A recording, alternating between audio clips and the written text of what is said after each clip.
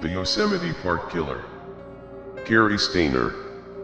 In March 1999, police discovered the bodies of 3 females who had been brutally murdered near the park. In July, they found a 4th woman's decapitated corpse.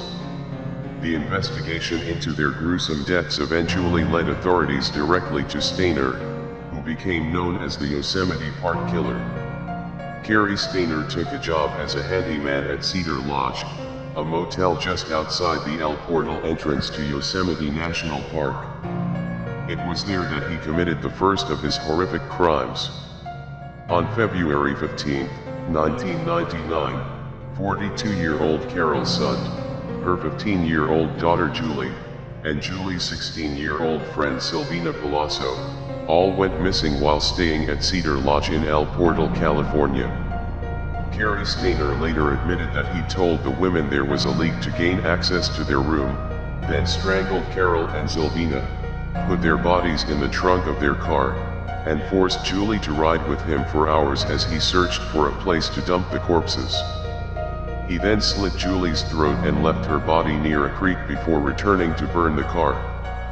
On March 19, 1999, police found the bodies of Carol and Silvina in the trunk of the burned vehicle. Their bodies could only be identified by dental records. Investigators then received an anonymous letter from Stayner detailing where they could find Julie's body. It stated, "We had fun with this one." On March 25, detectives uncovered Julie Sund's remains. Her throat had been slashed so fiercely that she was nearly decapitated. Police questioned Stayner at the time, but he was clean-cut and had no real criminal history, so they didn't believe he had anything to do with it. Months later, however, another body turned up.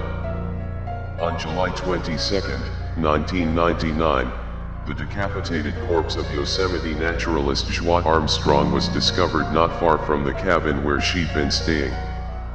The previous day, Cary Stayner had noticed her while walking through the area and decided to kill her. He held her in her cabin at gunpoint, bound her hands and mouth with duct tape, and forced her into his vehicle.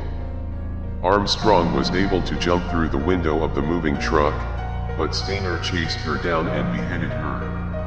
Unlike his first murders, Stayner left behind plenty of evidence when he killed Armstrong. Authorities found tire tracks from his truck as well as a red mechanic's hat that belonged to him. They soon tracked him to a nudist camp in Wilton, California. Stayner told investigators that he hadn't initially intended to murder Armstrong, but when he saw her alone outside her cabin, he could no longer resist the temptation to kill again. He later admitted that he would have kept killing until he was caught.